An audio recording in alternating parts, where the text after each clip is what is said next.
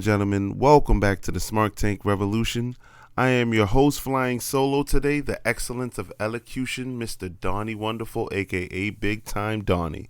And we are here to discuss Backlash France 2024.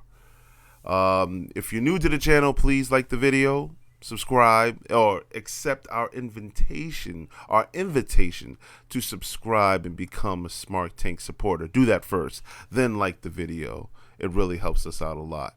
And then please, as always, we invite you to engage with us in the comment section. You can either roast us or you can show your support of us, but we appreciate it. It goes a long way.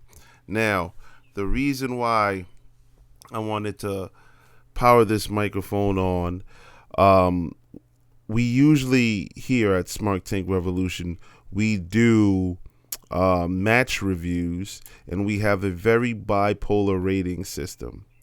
1 count, 2 count, 3 counts, and occasionally it goes over that.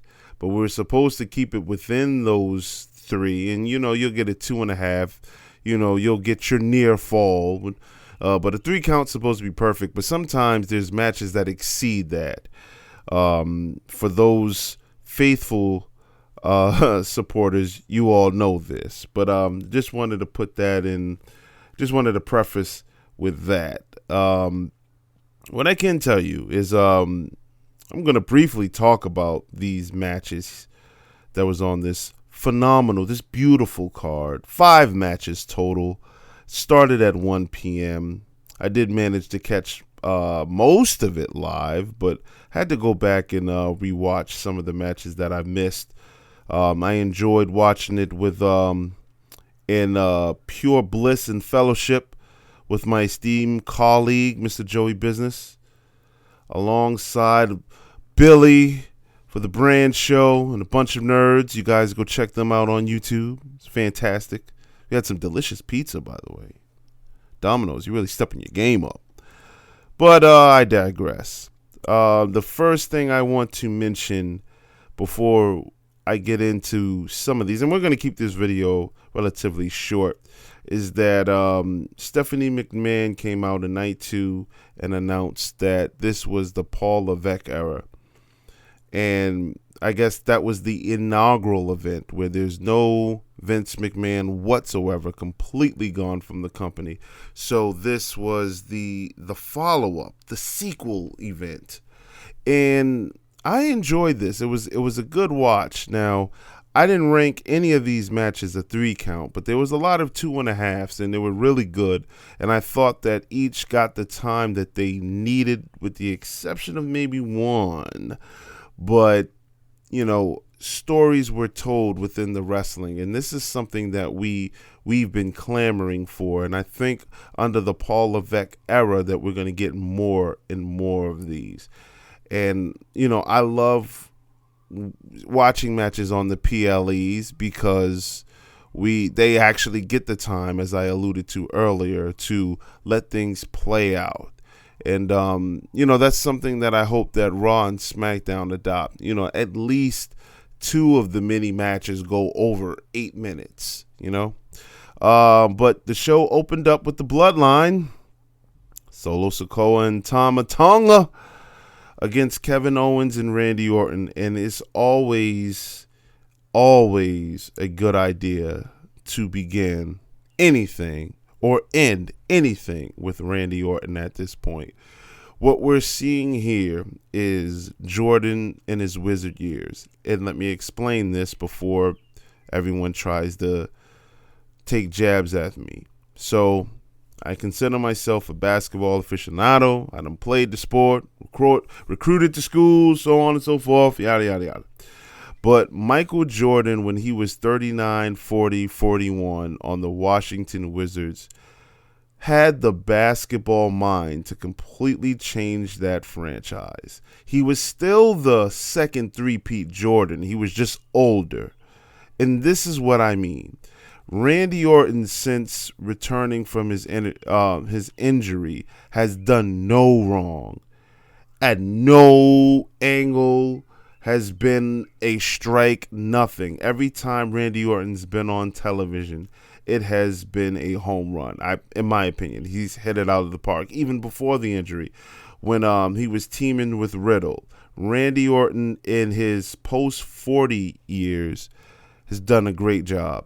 Been a huge fan of Kevin Owens, and I like the Renegade bloodline storyline that's going on here. And Michael Cole, I believe it was Michael Cole, because Corey wouldn't have said this, but Michael Cole mentioned that the bloodline is kind of I can't remember verbatim of what he's saying, but essentially it's they're running amok. No. He called it the hostile takeover of the bloodline. And you don't really know who's the leader. We don't know what impact Roman has on the bloodline right now. But it seems like Solo Sikoa has kind of asserted himself as the head of the snake, or in this case, the head of the table.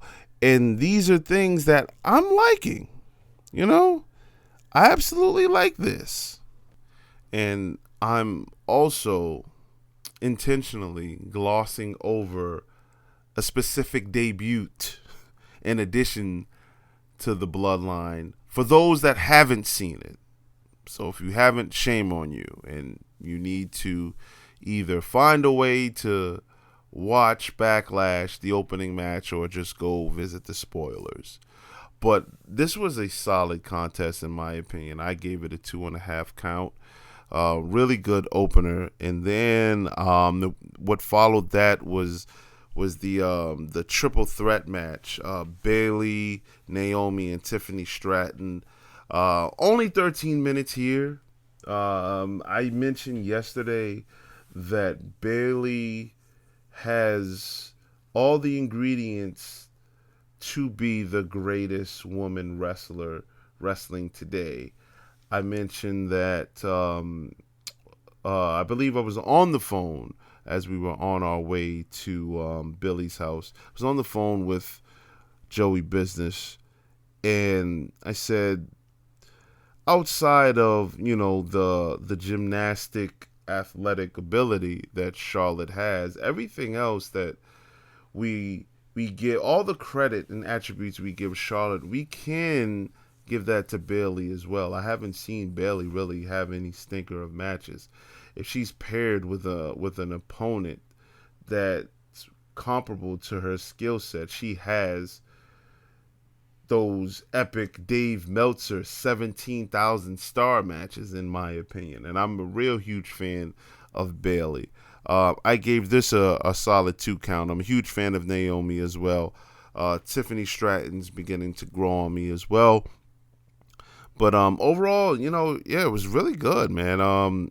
This far, they only had about 13 minutes, but I guess that's what you needed. It's just that I'm not too big on triple threat matches anymore.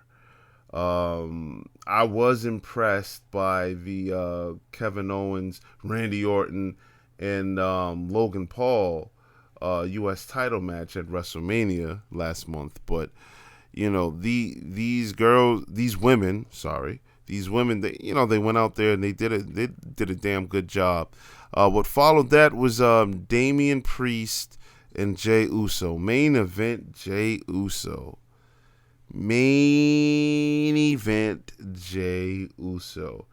And he is getting the Sami Zayn sympathy. And what I mean by that is, if Sami Zayn wins the world title at a SummerSlam Survivor Series, we're all going to jump for joy. We're going to toss babies in the air because we can all agree that he deserves it. Well, Jey Uso is right underneath him. When Jey Uso wins that underling belt, because it likely won't be the unified, but when he wins the underling belt, we're all going to do backflips. Those paraplegics are going to be active. They're going to be spinning on the ground. That's kind of messed up and insensitive. I apologize. But you guys get what I'm saying. But I love Damian Priest as the champion. Glad he retained. Spoiler. But definitely glad he retained. They wrestled for, what did I clock it as? Like 14 minutes, 14, 15 minutes. It was really good. And then what followed that? Bianca Belair and Jade Cargill against the Kabuki Warriors. I have to be honest here. Watching Bianca Belair and Jade Cargill in those red outfits, that automatically got a 3 count for me. That was perfect. That's all I needed to see. That's all I needed to see. But no, seriously, yeah, this is another one. I gave it 2.5 counts. This was really good to watch because we're witnessing right before our very eyes the development of Jade Cargill. She looks fantastic. Bianca Belair always looked great. Kairi Sane always looked good. Asuka, damn it, she should be women's champion again, and likely will be. So to see Jade Cargill there, and they didn't look like her superiors. They looked like her contemporaries, and I love that. And I love seeing the growth, and that just goes to show that WWE has really took their time, and that's a winning lottery ticket right there. That whole process of giving her some more training, helping her get better, and now it's yielding some great results. And then we got, for about a half an hour, Cody Rhodes and AJ Styles.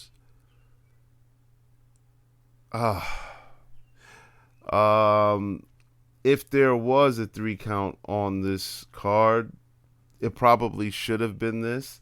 I love the fact that, they gave this match time. They gave the closing match time. I think they were wrestling for almost a half an hour, if I'm not mistaken. But was really entertaining to watch. AJ looks great. I love the package. As a matter of fact, yeah, the production package, or the the videos before the match, absolutely loved it. And man, like this, we should have got this at a SummerSlam. But I'm glad we got it at Backlash, and I'm glad it happened at France, and that crowd was really gifted a great match here. So you know what? I will actually give it a 3. That was a 3 count. I would say go back and watch this. Cody's first title defense on a premium live event was a damn good one. Had a good dance partner, and overall, this pay-per-view in the Paul Levesque era, the first Backlash in the Paul Levesque era, was a grand slam. It was definitely a decent watch. I'm sorry, not a decent watch. It was a what do I want to use here? It was a decent. It doesn't do it justice. I tell you what. If they can replay this on USA, on Fox, like Backlash from France could take over a Raw or SmackDown slot next week, and I wouldn't be mad. A good day of wrestling, and the fact that it came on at 1:00 just brought me back to Saturday afternoon wrestling, superstars of the WWF and Wrestling's Challenge, and I enjoyed sitting there and basking in that nostalgia. So this has been Donnie Wonderful. If you made it this far, thank you. Again, please like the video, subscribe to the channel, and we'll be back with another one.